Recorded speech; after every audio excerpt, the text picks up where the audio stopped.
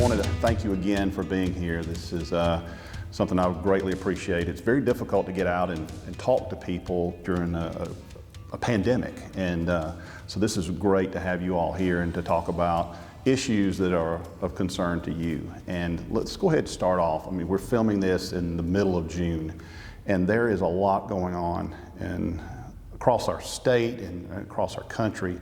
The relationship between law enforcement and the citizens that they serve has never been as fragile as it is right now. So let's talk about how we got here, and more importantly, let's talk about what can we do to make things better. First of all of it is so unfortunate. You know, anytime you have a loss of life, I don't care how it happens, it's unfortunate.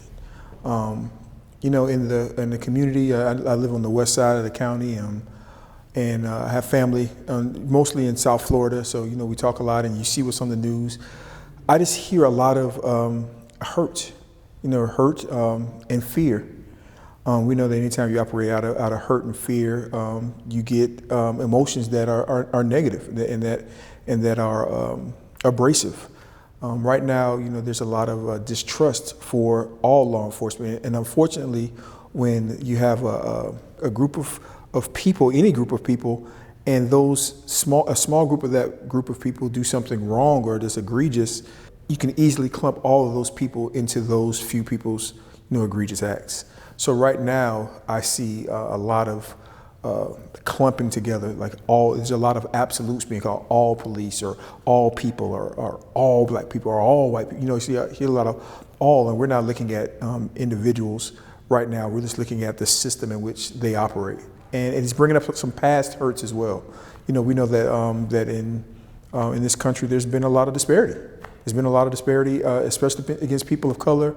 And our parents and grandparents tell a story. A lot of, you know, even myself, I have my own stories about my own interactions with law enforcement. My family we've lost, you know, I've lost personal family members to acts from law enforcement officers, you know, so it sits with me personally a little bit differently, but in my community, it sits differently. So right now, I think it's a time for, first of all, those who are in command, those who are in leadership when it comes to law enforcement, to be listeners, to be active listeners, and to hear the hearts of the people which are hurt, in the communities which are hurt, which is not all communities don't feel the same way at this time. So the communities that are hurt, the black community, Hispanic community, communities of color, communities that felt that they've been disparaged by law enforcement, listen to our pain first and see if it resonates with you. And hopefully it does. And when that happens, then we can start coming up with asking those questions like you're saying, what can we do?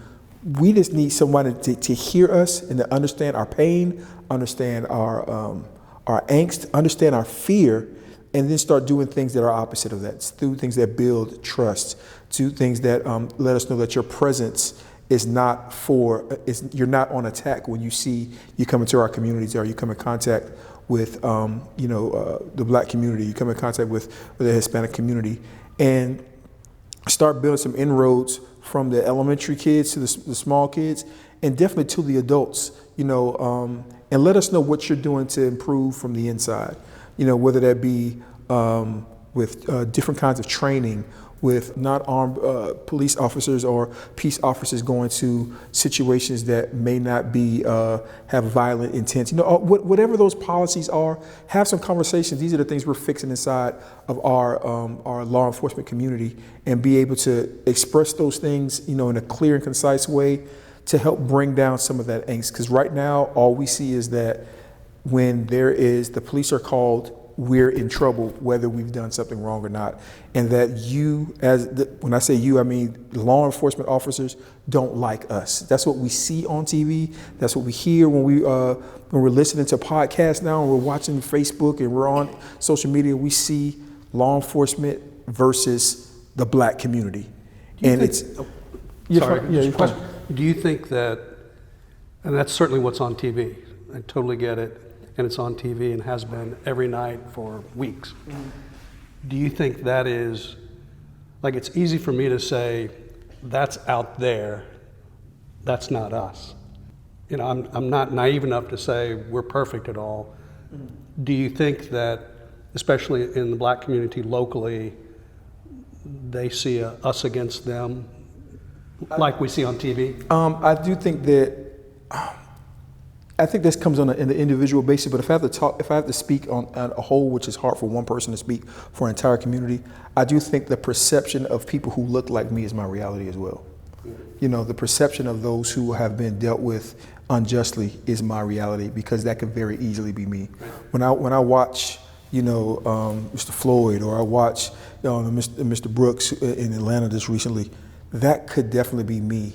And I put myself in that position because he is me, and that perception becomes my reality. Whether I see that in my community or not, physically or actually, it becomes who I am. So when we talk about true reform, you're dealing with not what I'm just dealing with as my actual self in Newton County, but what I see people who look like me deal with in the country. And I do internalize it, and I put myself in his position. So when I say that we want justice, I want justice for all of us, but definitely including us, if that makes sense.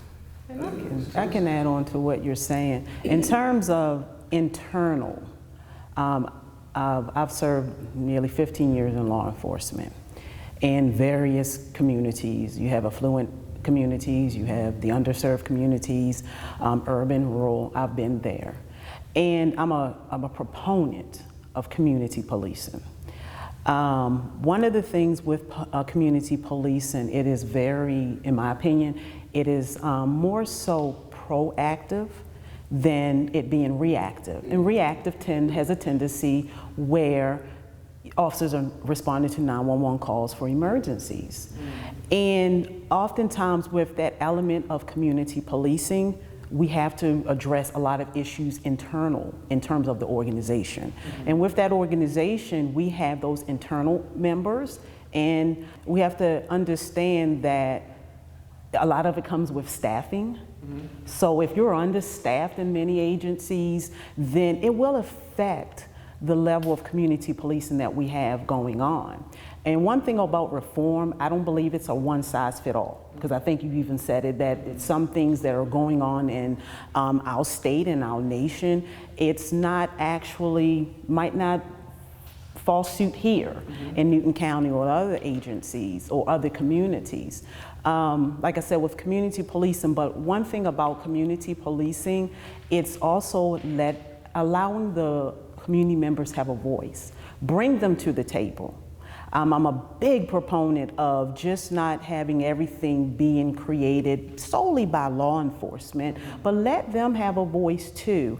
Years ago, when I completed my dissertation years ago, dealing with community policing and 911 misuse, one of the things that I focused on is self-efficacy, social cognitive learning, and things like that. And I've learned that when individuals are very active in their community, they have a tendency to work very well with law enforcement, very knowledgeable what's going on in the community and things like that. So I think some of it is a level of, oftentimes people will start having a voice or come out when something occurs. But the same as with community policing, being very, like I said, proactive, our community members can be proactive too. So it's a level of accountability. It's a level of actually engaging all of us, and just don't bring in, when I say all of us, community members, bringing everyone to the table, reaching out to the various communities and having those forums and saying, what's going on? What is it that you would love to see better? What is it that what affects your quality of life? Or if it's something that is affecting the quality of life, try to find ways to find resolve. And if you have areas that are actually working well, let's keep that going. So I've always been a big proponent also of the SWOT analysis. You know, you have the strengths, the weaknesses, the opportunities, and those threats. Work on that as an organization. So once again, going back to the eternal part of the organization, always spell out a mission. Have that mission. And if your mission is not aligned to your operational practices, then it's time to go ahead and readjust. But I really believe that bringing everyone together. Like another thing I'm a big proponent on is community members spend a day with an officer. I feel like just not one day. You know, come, and when I say a day, you know, you might have to do various shifts because some days you might have the midnight shift. It might be a shift where nothing is going on, Yeah. and the next day, full moon is out. Yeah. Woo, you have 15, 20 calls for arrest or something like that. So each shift, different officers, different time of the days, different units, and I'm just all about inclusiveness. And I think that will really allow to that unity to be brought in that community. I'm a big proponent on that. So it's so many areas we know that can be problematic, but a lot of times sometimes we know what's there, and instead of trying to find resolve or trying to just find ways to just fix that problem, we continue to harp on this happened, this happened, this happened. Right. So I don't know. I do know.